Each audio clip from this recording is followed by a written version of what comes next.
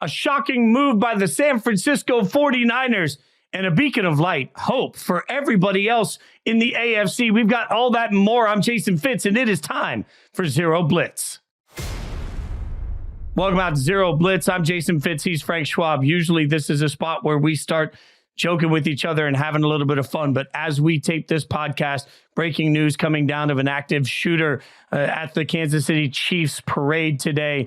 We don't have all the details. As we tape this, I want to be careful not to speculate at all. So we don't know the full number of any possible fatalities. We don't know the full number of injuries. We don't know the full situation. All we can do right now as we tape is offer our thoughts and prayers, as useless as it seems in this moment, and hope for the best in the information that we get. We will keep everybody updated on anything we get across Yahoo Sports. In the meantime, there is no easy way to transition from something so heavy into talking about football. But that's what Frank and I were planning to do, hoping to do, and what we'll try to do as we give everybody a relief over the course of the next hour. Frank, as we just start this show today, the number one story we were prepared to talk about before the breaking news was some questionable news coming out of San Francisco, as I think many people are surprised to find out that defensive coordinator Steve Wilks no longer has a job. So for all the questions about Kyle Shanahan and the decision to take the ball first in overtime, things we debated right after the Super Bowl when we were at the Venetian, now all of a sudden the 49ers have made a definitive statement that they think Wilks and the defense was the problem. I don't know what to make of it, man. Yeah, I get that. And first of all, yes, I echo everything you said. You said it beautifully. Just wishing the best for the people of Kansas City. Now on to the football stuff. Yeah, I mean, it was surprising. Steve Wilks, I don't think did a bad job this year, but you could see his defense slipping at the end. The playoffs, they weren't great in many ways. They were great in the first half of the Super Bowl, but the rest of the playoffs was kind of a mess for them at times. And there's reports of him and Shanny not being on the same page most of the year. Shanny even taking control some of the defense late in the year. I think what a lot of this is, Fitz, is the San Francisco 49ers got a little bit spoiled, the defensive coordinator. You go from Robert Saleh, who, whatever we think about him as Jets head coach, he was a fantastic coordinator for them, to DeMeco Ryans, who might be the biggest rising star in NFL head coaching right now. You take a step back from that even a little bit with Steve Wilks, and you make him a scapegoat. You're not on the same page. Look, I covered Kyle's dad, Mike. Mike liked to get rid of defensive coordinators sometimes, right? Offensive coach, when things don't go wrong, who are you going to blame? You're going to blame the defensive guy. It strikes me as a little bit of that here. I don't think this was a Super Bowl thing. I don't think this was, Steve Wilks is great, but now we lost the Super Bowl, so we're going to fire him. I think this is something that doesn't come down to the results of one game or not getting a fourth down stop in overtime or anything like that. But now it puts the 49ers back in a situation of, another defensive coordinator and finding the right fit there, because you want to get that right, because clearly they're going to be one of the Super Bowl favorites next year. Well, and the 49ers, to be very blunt, are behind the hiring cycle, right? Like defensive coordinators have already been swooped up. So right now, if you're the 49ers, you're either looking for somebody that didn't get hired yet in this cycle, or you're trying to steal somebody from another team that you're essentially promoting, or you believe you have somebody on staff that can handle it. But anyway, you want to look at it, those are decisions usually you're trying to make a month from now. I think it's important too, or a month ago, I should say. I think it's important too, what you just mentioned about this not being about one game. Let's not have the Super Bowl overtake the real things we saw during the playoffs, which was a team that defensively wasn't as good as we expected. I mean, Green Bay lit them up, right? Like, I think it's fair to look at some of this and say they gave up a ton of yards. They gave up a ton of points. They gave up more than we expected they would give up along the way. Yes. Real quick, I just am thinking about Steve Wilks. How close was he to getting that Carolina job a year ago, basically? A great job as the interim, right? And then, well, no, you go to San Francisco, you land in a pretty good spot as defensive coordinator. You don't really get along that great with your head coach, I guess. And a year later, you're gone. And you've gone from, in 13 months, let's say, to maybe you're the guy in Carolina pulling the Antonio Pierce and winning that job as the interim. It's all the way to being fired a one-and-done defensive coordinator in San Francisco. That's a hard fall for a guy who very, very respected around the league. We'll see where Steve lands. But to your point, they are behind now, and it's going to be tough. Like, most of the main guys who you'd be looking at are off the market. They're already hired.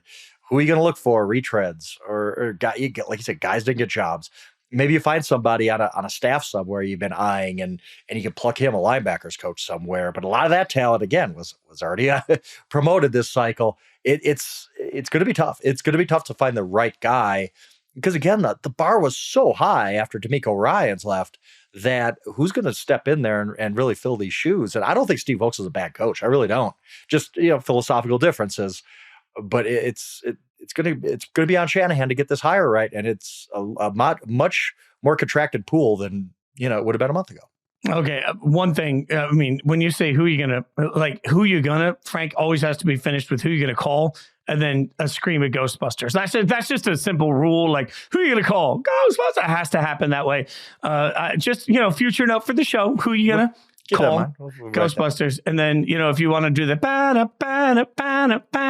what's Ray Parker Jr. up to? Maybe the 49ers could just hire Ray Parker Jr. We're all good. Like, circle of life. But your fun fact is, for anyone that doesn't know, Ray Parker Jr. was then sued later on by Huey Lewis in the news for stealing I Want a New Drug. And it turns out that the makers of Ghostbusters wanted I Want a New Drug. Basically, they took it to Ray Parker and said, we want a song that feels just like this for the theme. He got a little too close.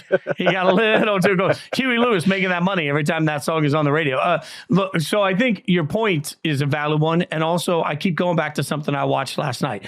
The Pivot, my buddy Ryan Clark and his boys, they interviewed Antonio Pierce. Me as a Raiders fan, I watched every second of that. It was an hour-long interview.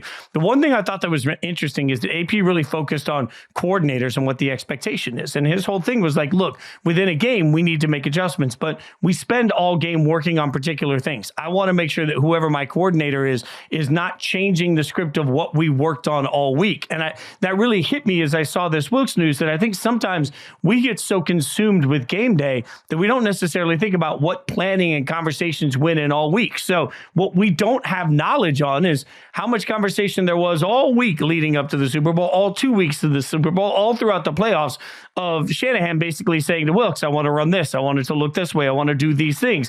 And then when you see it in the game, successful or not, if it doesn't match the plan you discussed, then all of a sudden you have an issue between coordinator and head coach. I don't know if that existed here, but I think just coming fresh off of having seen that interview of a head coach talking about relationships with coordinators, it just hit me that we have to remember that behind the scenes, there's far more than just what was the performance like against Patrick Mahomes. Oh, absolutely. No question. And that's why one of the reasons I said this wasn't just they lost a Super Bowl. Like that, you don't fire a coordinator just because you lose a Super Bowl, one in which you held the Kansas City Chiefs to 3 points in the first half. There's a lot going on here.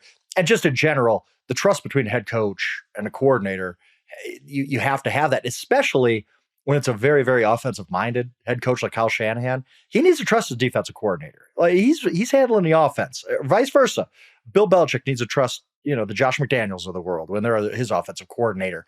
You want the guy on the other side of the ball to execute exactly what you've talked about all week. You're dealing with a lot on game day, and maybe that wasn't happening. We don't know. There's going to be details to come out about this, but it is shocking. Just the timing of it, how successful San Francisco was. But at the end of the day, Kyle had to step back and say he's just not the right fit. Like, even if he's a good coach, like sometimes it just doesn't work out. Sometimes your philosophies are different. You're not on the same page. Why run that back if you know it's not going to be successful? So in some way, I tip my cap to Kyle Shanahan, just moving on. Look, you could respect a guy and just not really work with him that well. So it kind of like me and you, right? Like you. Oh, yeah. I mean, yeah. I wouldn't say we respect each other. So let me ask you this before we move off of the 49ers in this conversation. Do you have any problem with the way that Shanahan has handled the questions about going for or taking the ball first in overtime? Not really. I think have you been moved at all by the last couple of days with all the debate about how Shanahan screwed this up? No. Have you? No, neither am I. No, I still think I get it. I do get it. If you want to defer, that's reasonable. Like I get, but it's also reasonable to take the ball first to get the third possession. I think that's key in the whole math of this.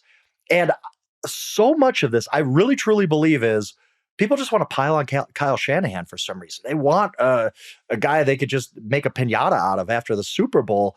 And I think if Kyle Shanahan defers, Patrick Mahomes goes down and scores a touchdown, and then the 49ers answer, and then Patrick Mahomes beats him on a third possession, people are dragging Kyle Shanahan for that. I just think that it's unfair to him. I think it's what he did as Super Bowl is perfectly fine. That's not what Andy Reid would have done, I guess. Andy Reid's a great coach, maybe the greatest coach of all time, as we talked about Sunday night. But it doesn't mean that a lot of this analytics stuff, we're talking about 1 percentage point. Like, yeah, we're talking about, well, it's 51-49. Okay, well, that's kind of your gut feel and your preference. And you want maybe take your defense off the field for the first series because they're gassed. Whatever it is, I'm completely still on board with Kyle, doing fine. I don't think there was a black and white here. I don't think there's a right call or wrong call. I think it's a coin flip. What do you want to do? And Kyle Shanahan went with what he wanted to do. It wasn't what Andy Reid wanted to do. It wasn't what a lot of analytics people wanted to do. Or a lot of people just want to just wreck Kyle Shanahan all week. But I think it's fine. And I'm not moved. I still am on board with Kyle's plan. Take the ball first in overtime. I'm fine with it. Yeah, Seth Walder, who does so much analytics work with ESPN, pointed out earlier that the analytics show it's about a 50-50 split, right? So there's not an analytics advantage to it. Also, I would remind everybody that the only touchdown they'd given up in that entire game to Mahomes had been on a short field, so they felt pretty good about their defense when they were rested. They gave their defense rest, and for everyone that has said, well, but they were just going to go for 2 if the Chiefs scored, who would know that? Because the Chiefs didn't go for 2 all year long. Right. So, like, how would you even know? Like, you're just presuming that for the first time all season, the Chiefs are going to bust out a 2-point conversion attempt? Like, that doesn't make a lot of sense. All you had, once you kicked the field, and frankly, I wouldn't have had a hard time with him deciding not to kick the field goal, trying to go for the touchdown, trying to win the game. I wouldn't have had a hard time with that. But I understand once you kick the field goal, all you're asking your team to do is, frankly, stop the other team from scoring a touchdown. That's the one thing they couldn't do, is score a touchdown. And that defensive play well enough. The other thing, too, I had somebody tweet me and say, yeah, but if you turn the ball over first, you're basically screwed. No. If you turn the ball over first, you still have a chance, a miracle chance, but a chance. Like, you can hope for a missed kick, you can hope for a penalty, a sack, some sort of a play that disrupts. If you turn the ball over second after they score, you are actually screwed. So, like, I still think that there are a ton of ways. And if I'm standing on the sideline of the 49ers today, knowing exactly what we know about all of the analytics today and all the conversation, I still take the ball first. I don't care what anybody says about how stupid it is to plan for third possession. I think you got to plan for worst case scenario, and that's third possession. So that's not why they lost, Fitz. That's not why they lost. Like, they lost, but it's not because Kyle Shanahan took the ball first. And I have thought a lot about this since we were sitting at the Venetian on Sunday night talking about this, because you really start thinking, Andy Reid, who he's not a Dan Campbell, right? But he's a little aggressive at times. Are you telling me you could tell me that the analytics people had told him ahead of time, we talked this through playoff rules. This is what we're going to do. We're going to go for 2 if we score. Are you really telling me with 121 million people watching, you've just scored, you're going to go for 2 and to win in the Super Bowl? Like, maybe, but in that moment, you could have all that information in your head and still be like, let's just kick the extra point. Yeah, because you can also go down. We still talk about Tom Osborne doing it in 1983 in the Orange Bowl. Like, it would be a forever Pete Carroll not giving the ball to Marshawn Lynch type of scenario if they went for 2 and didn't make it, and that's how you lose the Super Bowl.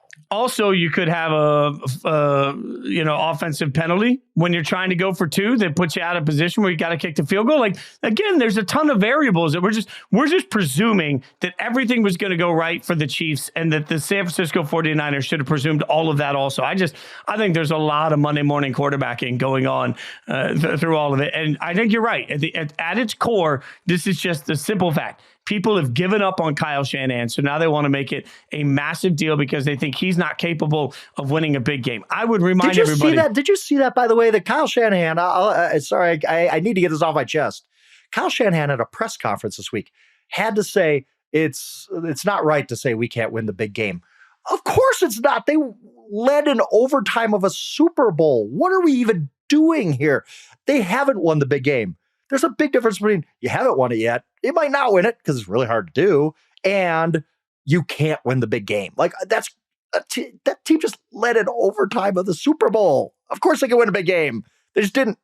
It's not Kyle Shanahan's fault that an extra point was missed. It's not Kyle Shanahan's fault that a ball bounces freakily off in the back of a foot of a player that creates a bad punt. It's not Kyle Shanahan's fault that offensive linemen just flat out blew the assignment, which, by the way, they've been talking about on X because one of the linemen threw each other under the bus on social media. Like, Feliciano comes out and basically is like, well, this guy should have done this. Like, they were being honest about player mistakes. Like, that's not, at some point, you can coach everybody all day long, but in that moment, guys still got to execute. So, we're making it sound like Kyle Shanahan kicks extra points for a living, and he doesn't. I just think this is a piling on of Kyle Shanahan, which is very reminiscent of what people used to do for Andy Reid before he won a Super Bowl. It used to be Andy Reid can't get it done, and now what do you know? It's, he might be the best ever. Okay, let's just remember how they talked about Andy Reid when he was losing Super Bowls with the Eagles, and compare it to how we're talking about Shanahan now. It's exactly right. And I've even been kind of a little bit, let's pour some cold water on the Kyle Shanahan stuff, because some people do talk like Kyle Shanahan is just like figured out the NFL. Like, he can take Brock Purdy and he can take anybody off the street and make him into an all-pro quarterback. Let's calm down a little bit.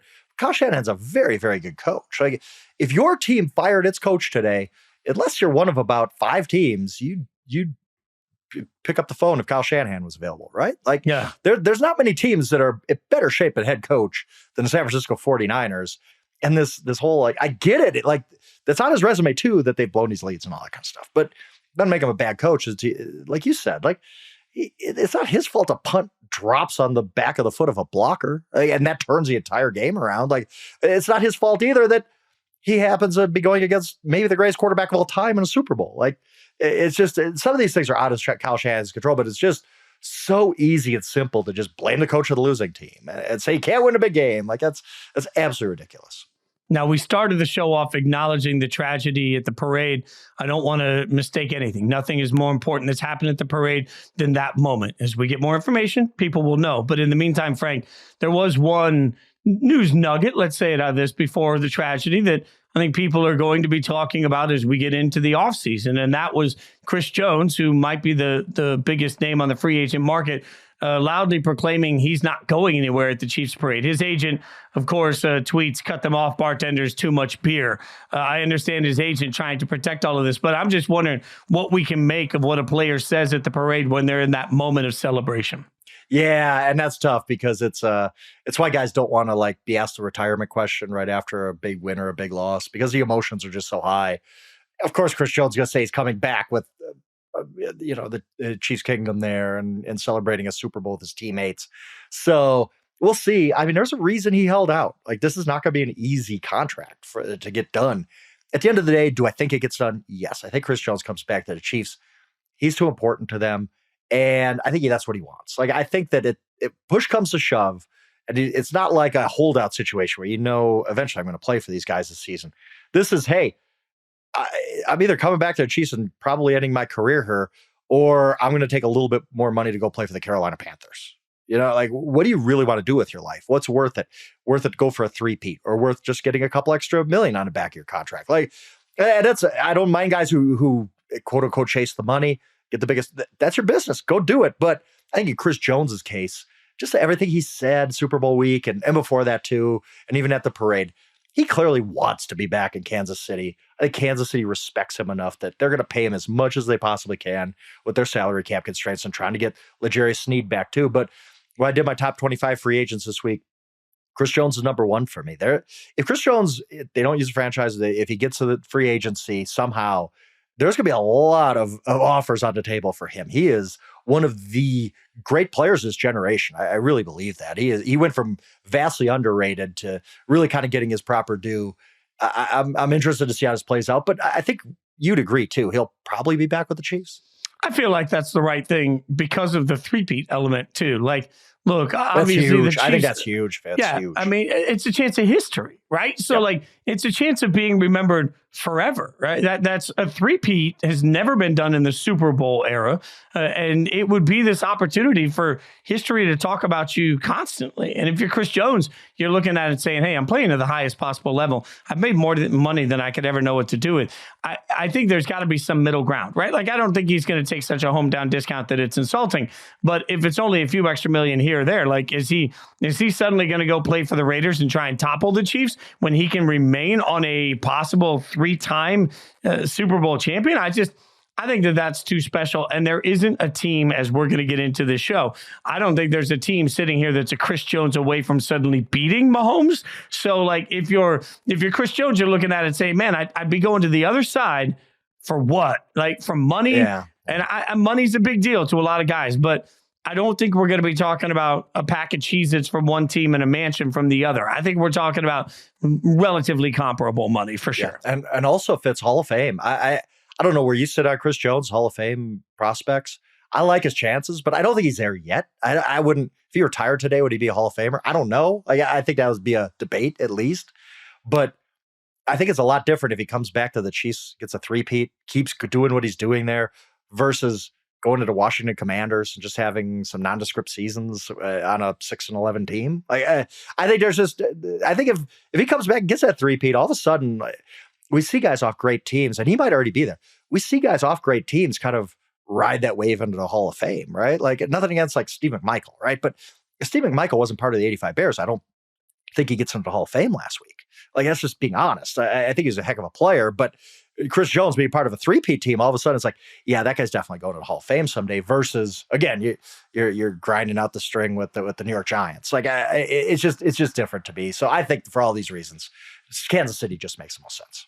I like the idea of the Hall of the heck of a good player. That's a hall I would go visit. There are a few guys. We call it the Jerome Bettis wing. Yeah. I mean, I think you're right, by the way. And I'll continue to say, you got the best head coach in the NFL, maybe the best defensive coordinator in the NFL. You've got a talented defense all the way around you, and you have by far the best quarterback in the NFL on your team. So if the Chiefs can find any way to get a reasonable number done, I think he stays there. Now, speaking of the Chiefs, we're going to have a little bit of fun because I think we've both made it pretty clear to everybody else that there's absolutely no reason for hope. In fact, I was doing a radio I totally interview. Stole your idea. Did you notice that? Like for my power rankings on Tuesday, I needed an idea, Fitz. I'm not going to lie to you. I'm sitting there saying, what am I going to write about? I'm wrapping up the season, getting a way too early power rankings, which I just find fun, like whatever. It doesn't mean anything because we haven't even had free agency, right? And I'm thinking, I'm like, Fitz made a really good point on the podcast about, who else has hope.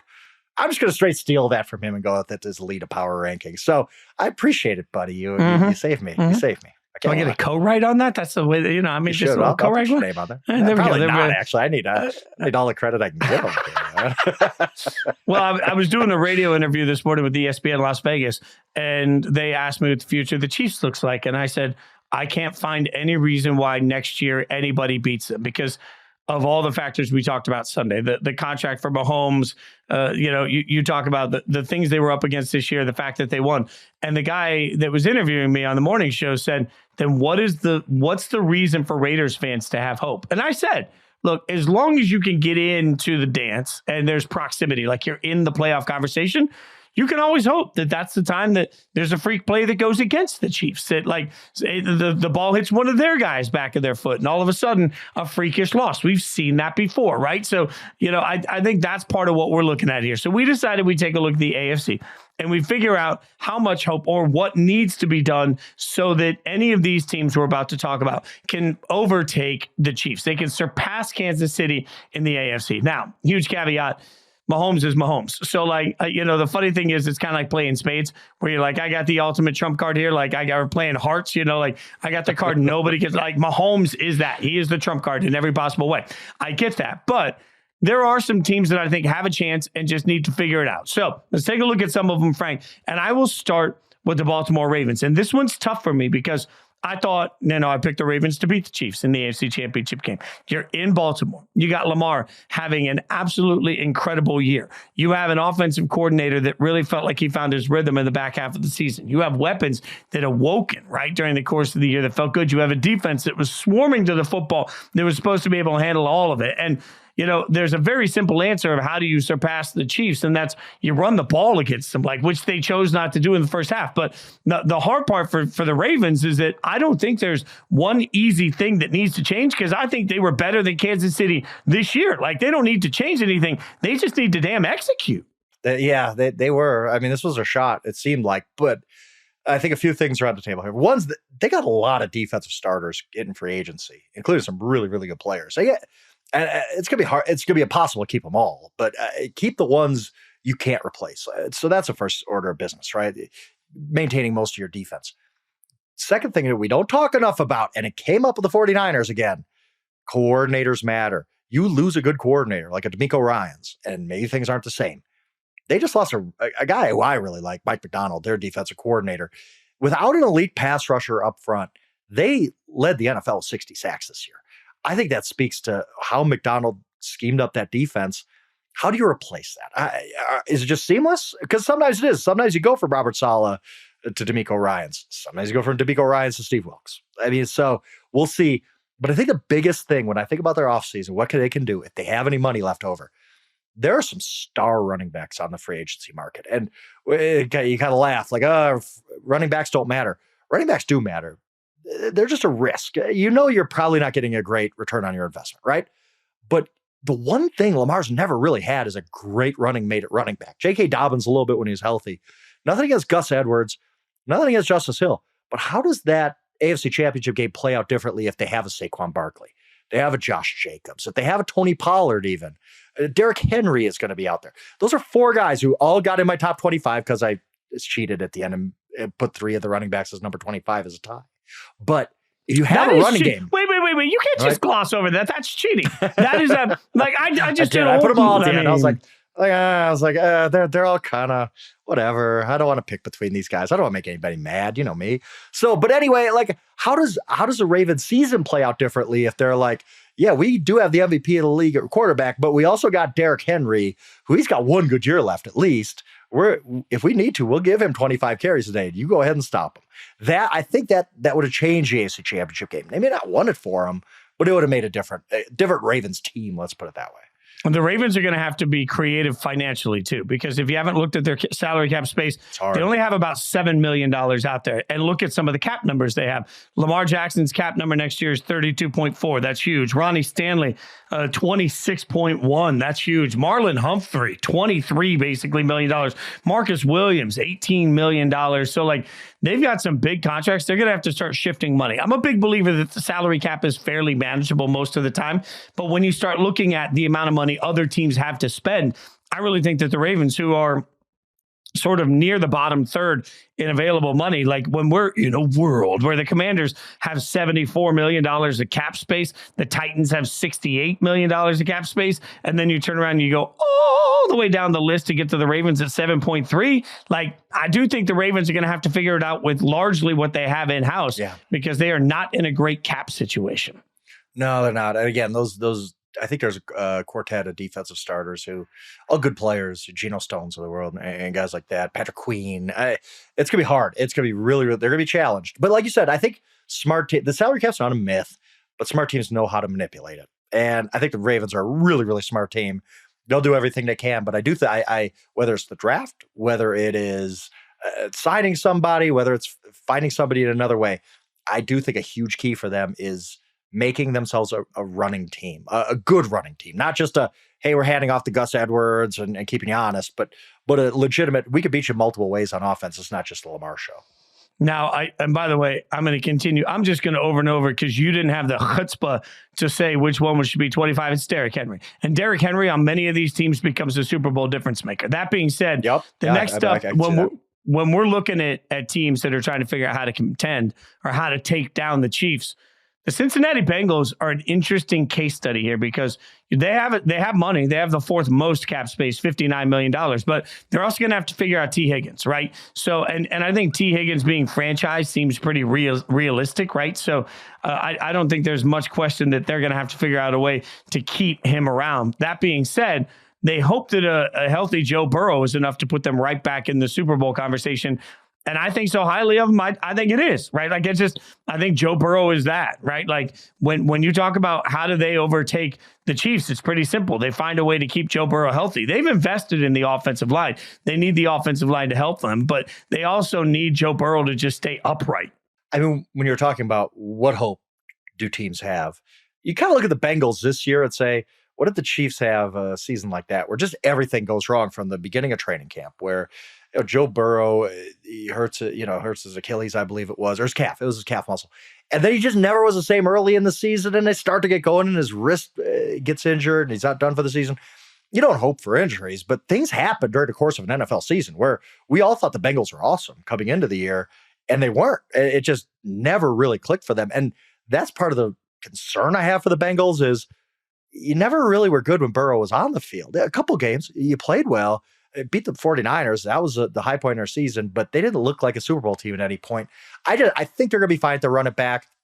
it does make sense to bring Higgins back in a franchise tag, just see what happens after. Like they're going to have to pay Jamar Chase. So the Burrow money's going to kick in. They're probably not going to be able to keep all three of those guys long term, but hey, let's just figure that out tomorrow.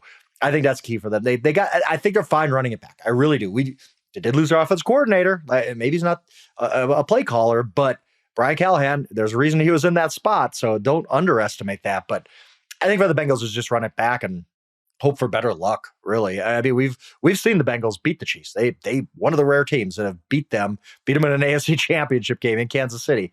They're one of the teams that if you just keep your core together, run it back, you got a shot. Yeah, I think also they're picking at that spot around 18 where in the NFL draft, they'll be able to get some value. It is interesting to me. Wide receivers always do so well. You wonder if they just try and draft one at some point to replace T. Higgins, but also they could address defensive line. I think that would make a lot of sense too. Like it's pretty easy for the Bengals, I think, to restock, reload, and they get all the benefit of the doubt because they were without Burrow. And that's just realistically, you take away one of the best quarterbacks in the game, and you're going to see a drop off in your production. The Bills get virtually no benefit of the doubt. And this is where things get really tough for the Bills. All right. I cannot stress this enough. Again, I'm going to go to salary cap first because I obsess over fake money. But when you look at the fake money here, the Bills right now are $52 million over the salary cap. Now, the cap number for Josh Allen is absolutely massive. It is absolutely huge. The cap number for Stephon Diggs is absolutely huge. But what's wild is that were they to actually go in and or trade Stephon Diggs, they still have to eat a ton of money. They would have to trade him and designate it post-June 1st. So for all the people that are saying, oh, just get rid of Stephon Diggs, like it's not working. I don't think I would love to find a way for Derrick Henry to end up with the Buffalo Bills and they commit to running the football with Derrick Henry and Josh Allen together. And all of a sudden they just grind you to a halt. And I feel great about it. They address, they get a wide receiver in the draft. They figure it out that way. I love all of this, but man, this team's going to need some help on the defensive side of the ball. They're going to need to figure out what the hell they're doing with Diggs. And I still think they need to add pieces, and they're $52 million over the cap. In other words, the Bills feel like they're screwed to me right now. I was just going to say, the Bills are going to be fine because Josh Allen is a Superman quarterback, right? But man, I don't know how to sit here and tell you how the Bills are going to be better on opening day next season. Again, you think salary cap's a myth. That's fine. Watch the Bills off season. They're $52 million over. They're going to have to make some tough decisions, restructure a lot, and kick it down the road. And like you said, for people who are like, oh, just get rid of Stephon Diggs, your salary cap. Getting rid of Stephon Diggs then, and who's the best player on your offense besides Josh Allen at that point? Like, is James Cook really the guy you want as the best player on a Super Bowl offense? Not to me. Good complimentary piece, but not the guy. And even Diggs, we don't know if he's the number one anymore. He didn't really play well for about the last 10 weeks of the season, which is not really a small sample. I think they're in a lot of trouble here. They're just going to have one of those drafts that just you're like, whoa, they drafted 4 starters out of that draft because you just don't have the cap to go get anybody. I don't think that's going to happen. I'm worried for the Bills. I think they're going to be good. I don't think they're falling off a cliff and going to be a 7-win team next year. But to get past the Chiefs, I don't know that really there's a blueprint there for them to do that other than you just get in and you hope the results are better this year. I mean, isn't that part of why there was so much pressure on the Bills, particularly this year, to get it done? Because you were at home and you had to know that, man, you had all your cards in this basket. Like by the time they pick, I'm looking it up here, they picked 28th in the draft this year. And by 28, they're going to be looking for some sort of a depth pick that late. I think wide receiver does make a lot of sense for them. But I mean, you look at the opportunity at home with that Chiefs team against this Bills team. I'll say this again. The part of the reason that people feel hopeless is because this Chiefs team just won a Super Bowl and there are plenty of holes in them. And by the way, that Chiefs team went to Buffalo and beat your ass there. Like, so what are you going to do about it? Like, how are you going to make that not happen? And I asked Josh Allen specifically at Super Bowl week, what needed to change? And he said, everybody just needs to make one more play. I need to make one more play. And it's like, okay, well, that's a great concept, but it also presumes that Patrick Mahomes won't also make one more play. Like, you got to make one more play more than the best player in the NFL right now. I don't find the path. I walked into this season, coming into this last season we just watched, I walked into this season saying people were sleeping on Buffalo, that it was inappropriate how many people thought the Bills were going to just fall apart. I walked into this year saying it was the Bills' year, and it was until it wasn't. And now I'm walking into next year saying, man, your division might suck, and you might still win it because your division sucks, but you ain't taking down the Chiefs. You're not even playing in their same league. Yeah, and honestly, they barely won a division this year. It took until the last game of the regular season. But a key part of what you said, I talked about in Power Rankings, I think we talked about Sunday, the Chiefs team isn't going to be worse next year. The Chiefs are going to be better. Like, how could it not be? They had a tough regular season. I don't see, unless they lose Chris Jones or Snead or injuries happen or Kelsey falls off a cliff or something, the Chiefs aren't going to be worse. They're going to be better. So Josh Allen said, okay, we just need to make one more play. Now, maybe you need to make two. Like, to make a very simple comparison there, it might not be as easy as, we're just one play away. Well, you were one play away from maybe beating the 2023 Chiefs. 2024 Chiefs might be a much better team. As far as if you're asking me, they probably will be. That's scary, and I think you're right. Now, one other team to get in here before we take a look at the next level. One other team people were split on this year, the Dolphins. And anything you can do, I can do better. Like anything the Bills can do financially, the Dolphins could do worse because they're in even worse shape. It's close, but they're in even worse shape when it comes to the salary cap. And you want to talk about big numbers. I'm sure they'll find a way to extend some of these and free up some of this money. But right now, they're also about $52 million over the cap. Tyreek Hill, these are just the cap numbers to some of their stars. Tyreek Hill, the wide receiver. Again, I'll remind you, the wide receiver has a cap number of $31.3 million. Jalen Ramsey has 27.2. Bradley Chubb has 27, basically. Xavier Howard has 25. Like, we didn't even get to Tua has a $23 million cap number, and that's the fifth highest on his own team. They are top heavy on contracts. They are going to have to absolutely kill it in the draft for them to have any chance of being able to compete with the Chiefs. And again, I should remind everybody, they lost to Kansas City this year. It reminds me structurally of that Texans team when they were actually pretty good winning the division with Deshaun Watson, J.J. Watt, DeAndre Hopkins, and their fourth best player was just a mile behind those guys. They still managed to be pretty good because if you got that high-end talent, it's going to be fine. And I think the Dolphins, that their whole thing is, well, we do have Tyreek Hill might be the best receiver in the NFL. Jalen Ramsey might be the best cornerback in the NFL. We have a quarterback we trust that can put up monster numbers on any particular day. So, but it is hard to see a path for them to get better. Stuff like Christian Wilkins is a free agent, big part of their defensive interior line. Can you re-sign him? Do you have the cap? How can you get creative enough with the cap to re-sign a guy like that, or to add somebody? To add to your offensive line, or add a stud running back. Although I don't think they believe in that in paying running backs. And what happens if Tyreek Hill is a step slower next year? He's getting to that age when he's not going to be the fastest guy in the field forever. So, yeah, I think the Dolphins are. I don't want to say they had their shot. I think they're a good team, and you like to think of them as upcoming because they improved a lot this year. But how do you get better? What's the path to it if you're this hard against the cap? I don't know. It's probably going to have to come from a monster draft where you hit on a few impact guys. It can happen, but it's not something you can guarantee. The question is there one difference maker that's not even going to play a snap this year that could change the entire balance of the AFC? We'll answer that question when we come back. All right, Frank. So for all the questions about the teams we expect, we broke down the Ravens, the Bengals, the Bills, the Dolphins. Those are the popular ones.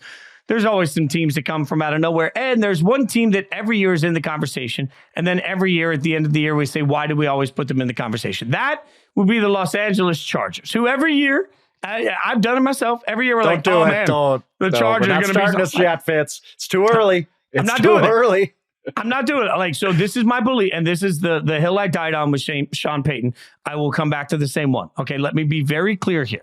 I believe when great superstar coaches come in, the first thing they have to do is assess the roster. The second thing they have to do is tear apart that roster. The third thing they have to do is rebuild that roster. It always works that way, right? Like every time it works that way. So for all these Sean Payton is going to lead the Broncos to the promised land right away things, what did he do? He looked around the roster. He got in the room. He's like, yeah, this isn't going to work. He starts ripping it apart. Now they're going to rebuild, and I think the Broncos will be better for it long term, but I don't think short term that made anything easier. So for me, Harbaugh gets in the building. He looks around there. There's some aging pieces to the roster they're going to have to figure out. Yes, he has Justin Herbert, but Justin Herbert's been there every year, and that hasn't made a damn bit of difference. So, like, I know we want to make Harbaugh the elixir for everything for the Chargers. I just think that that's going to require more patience for a team that, by the way, is almost $46 million over the cap themselves, and they're going to have to draft really well to stock this roster.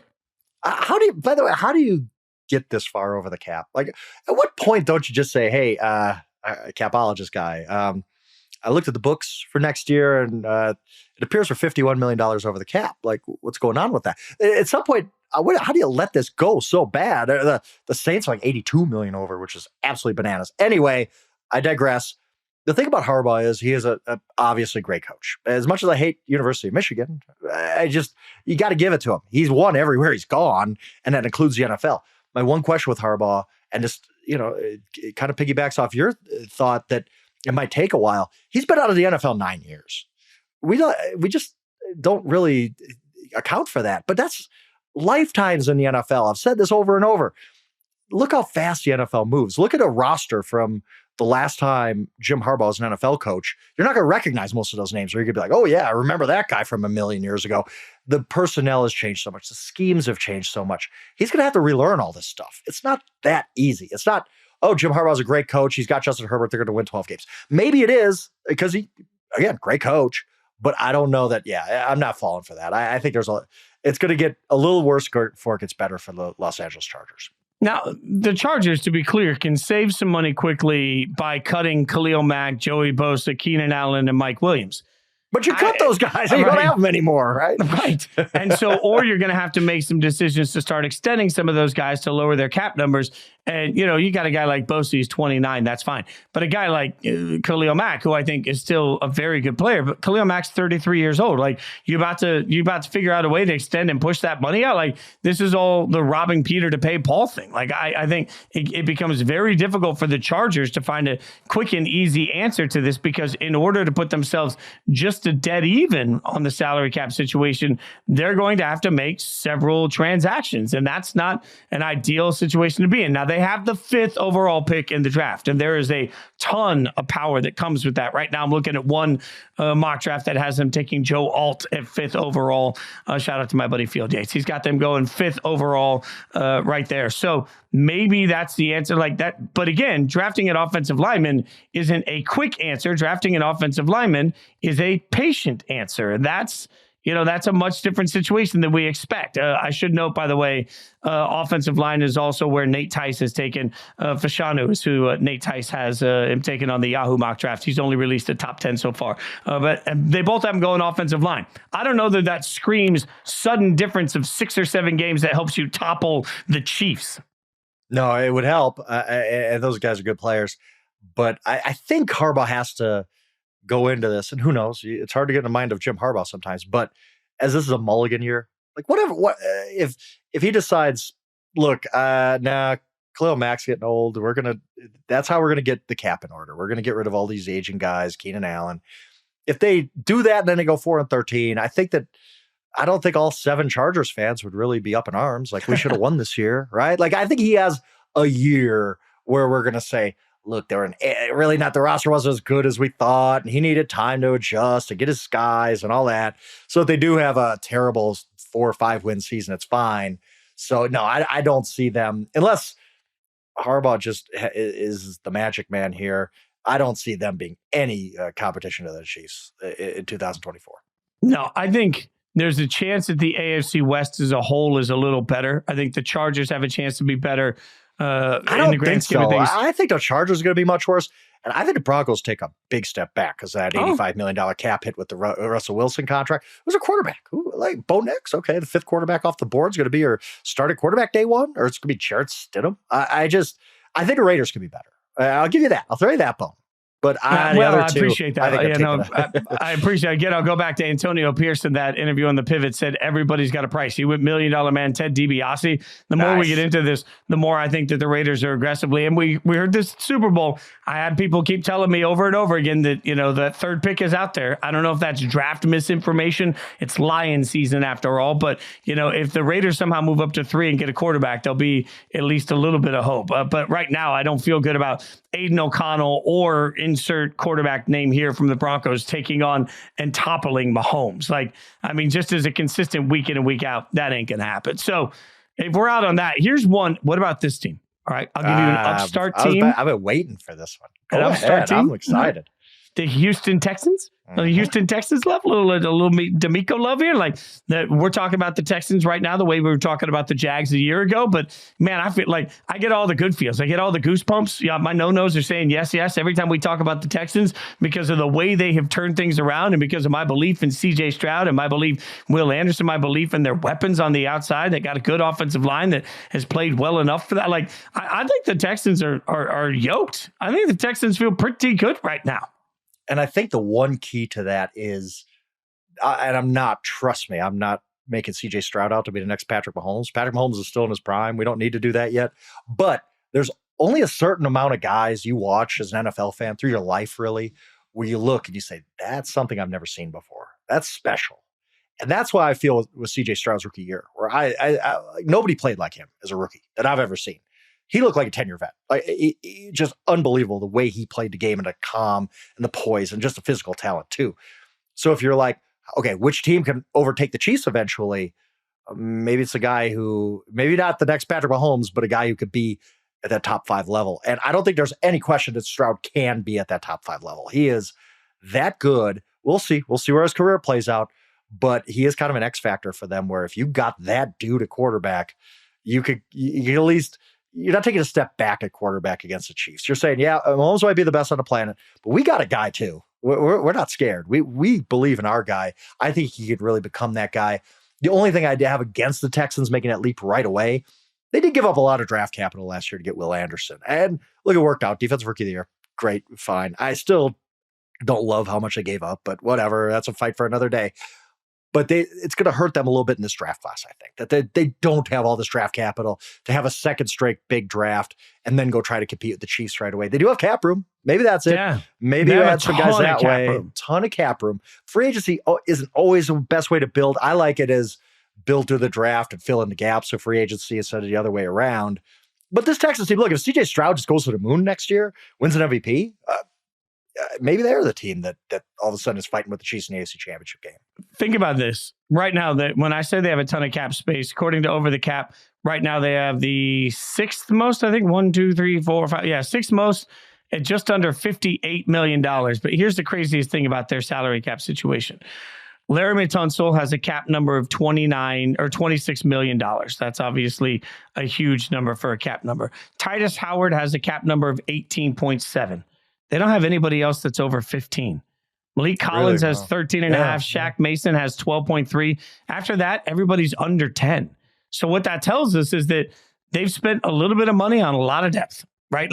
And the glory of having CJ Stroud on a rookie contract, as we all know, is it gives you a little bit more flexibility. Like the Texans have flexibility as opposed to a year ago. They're now a place where people want to play. They got a quarterback people are going to want to play with. They've got a head coach people want to play for. These are all things that factor into some of the conversation, and they have the money to spend. So, and because they're ahead of schedule, they can choose to be aggressive right now. That's such a glorious place to be in, where you're not sitting there saying you know what, let's wait 2 years and we'll go all in. You can say, screw it. We're going all in right now, and nobody will blame you for it because they are, in my mind, they right now are clearly better than everybody else in their division because we don't know anything yet about who Anthony Richardson's going to be.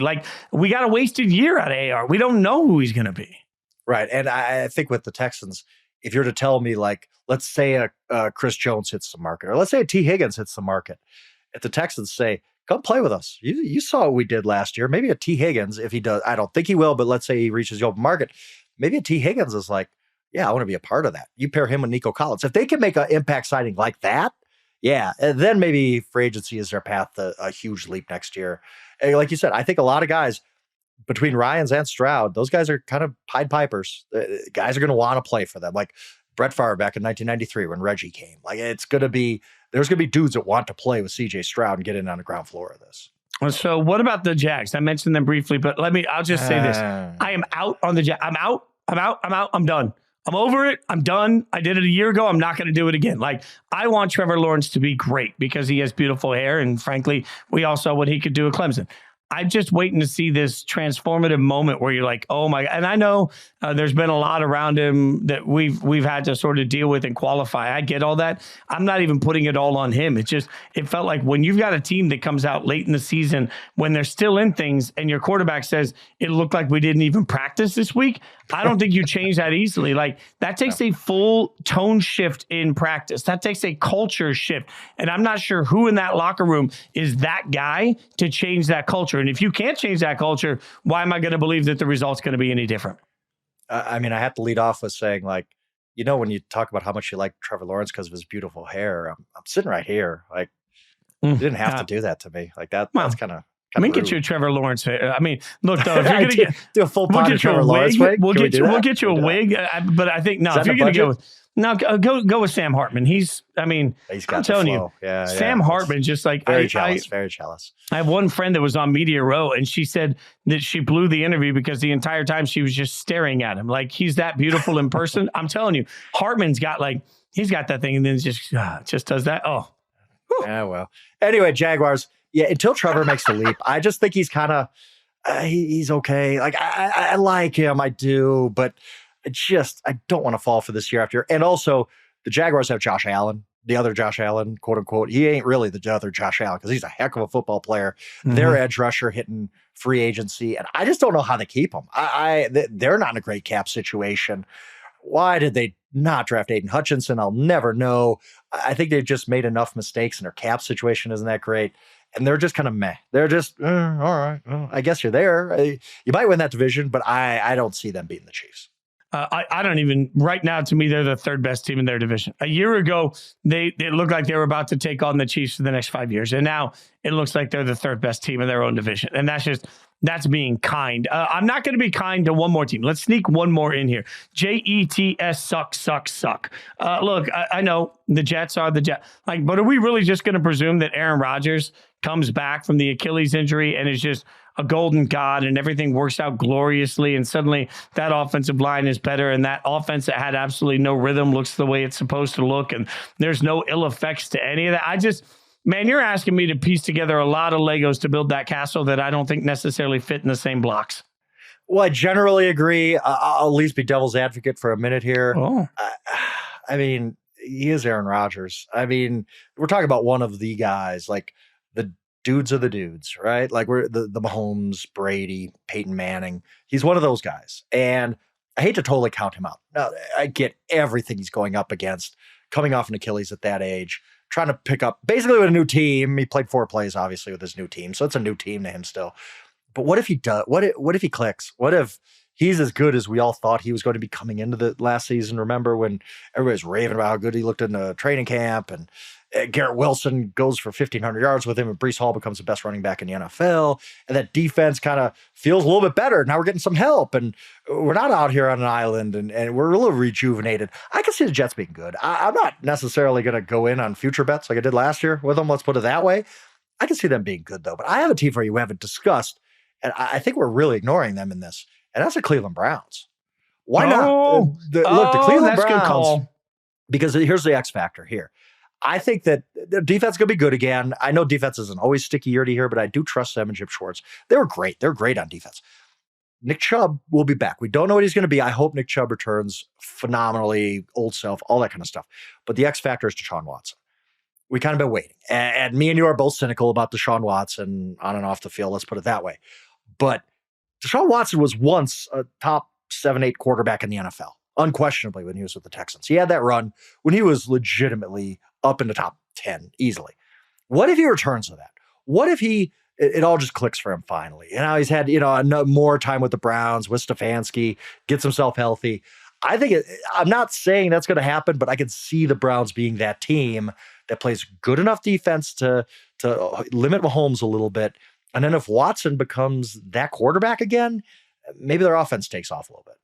I mean, there is an element here when you start thinking about Watson. And look, there's nothing they can do about Watson for a while. We all know that. We all know that there's nothing at all they can do. But they've got to think about it, right? I mean, if you're Cleveland, do you at least examine the trade market? Do you at least examine the free agency market differently? Like, is there a spot for you where you look at it and say, man, we got to have something different because we can't just go in yet again with even if it's just because Deshaun's injury prone, if that's the way you want to couch it, like, is there some way that you can turn around and say, okay, I don't love this spot for them. They got to find somebody and bring them in the building. I just think there's that non-zero chance that Deshaun Watson just becomes great again. And I don't know if it's 50%. I don't think it is, but it's non-zero. We've seen it before. He's not that old. Maybe it just becomes that guy they're paying, right? Like, again, I'm not betting on it, but it's at least possible. I looked just to double check here and make sure I didn't miss something. They do not have a first round draft pick. So it's not like they can just go in and take care of it. They don't have a first round draft pick that can even help them. That's still from the Deshaun deal? Yeah, this is the last year without a first round draft pick. So, and they are currently roughly $20 million over the cap. So they do have some work they're going to have to do. A lot of that is, Deshaun, right? Like Deshaun's cap number this year, this is not a misspeak. According to Over the Cap, Deshaun's cap number is $63.97 million. And that's the problem with these big deals, Fitz. We see it all the time where it's like, oh, okay, now we got to go to Deshaun and have him restructured. We'll add on another 3 years at the end. And it just keeps going and going and going until you finally just do the Kirk Cousins thing where you say, stop, we're stopping to do this. We'll take our medicine with your cap hit, whatever. But it's not just a $230 million deal. It's good that 3 restructures that are coming that are going to add more years onto it.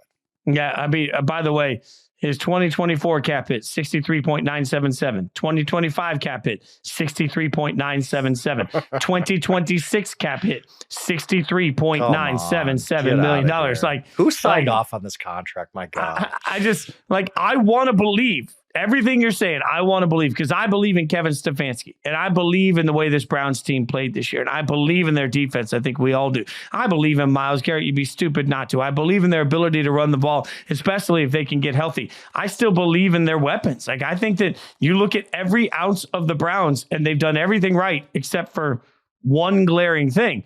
And they don't have a way to address that. Like, the only way they could address that would be to go out and draft a quarterback in the second round that costs them no money. Hope to God they hit a home run on said second round quarterback and then sit Deshaun while he makes all of the cash. And that doesn't even feel real, Frank. Like, that feels stupid. Their only path out of this thing is Deshaun Watson being good. That's it. Like, that is, as much as Joe Flacco was a fun story last year, that ain't it. The only way that they can beat the Chiefs, become better, the AFC champions, beat the Chiefs, is if Deshaun Watson becomes a top 10 guy again. That's it.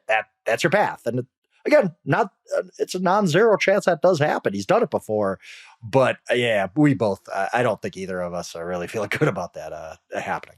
So let's wrap this up with, just give me, after all of the work we've done here to try and find the path for all of them, give me a yes or no. All right.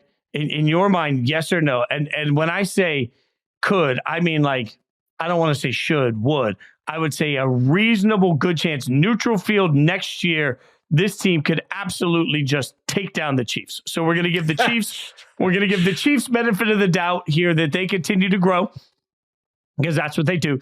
And then I'll just give you the team. We'll each give a yes or no. All right. Neutral field next year, Ravens, Chiefs. Yes, no, Ravens take them down.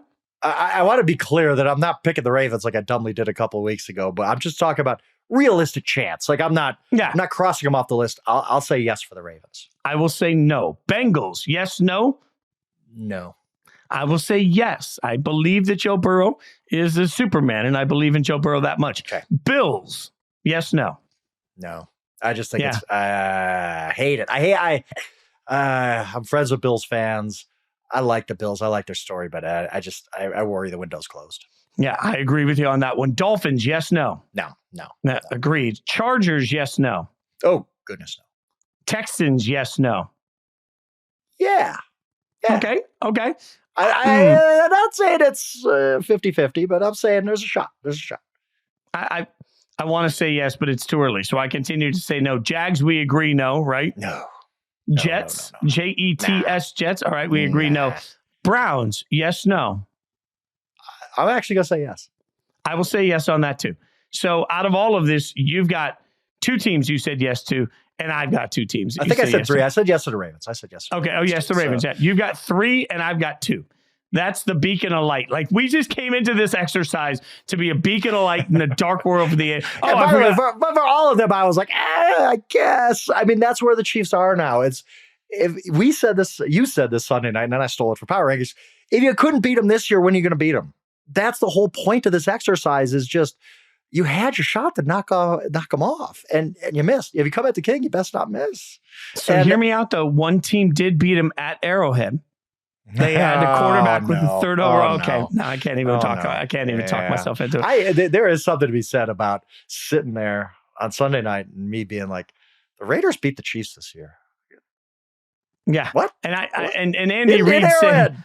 And Andy Reid saying that he reached out to Antonio Pierce to thank him for the wake-up call. It's like, you guys were so bad and beat us. It really won't. Thank you so much. It's kind of a backhanded compliment when you think about it. Like, oh, yeah, thanks, Andy. I appreciate it. Yeah, it's. I'm telling you, the Kool-Aid man busted through the door and said, "Oh yeah," and it didn't need any of that. All right, we'll be back on Monday with more Zero Blitz. We got our off-season schedule. I want to make sure you know it because, frankly, we're trying to make sure we know it. Zero Blitz is going to be on Monday. That's me and Frank hanging out with you on Mondays. Exempt list on Tuesday, as always, and then inside coverage on Thursday. So we go to a Monday, Tuesday, Thursday schedule. There will be a quiz later, so make sure you don't miss any of that action. You can follow us on social media at Jason Fitz, at Yahoo Schwab for Frank, at SJ Rochelle is our producer behind the glass. Since Brett's not here, that means Stone is in charge, SJ Rochelle, of all the baby making advice. So if you need any baby making advice, you go straight to Stone at SJ Rochelle. Leave us that 5-star review, rate, subscribe, tell your friends, your family, your enemies. Tell everybody to hang out with us, especially for the baby making part. And as always, we will see you next Monday.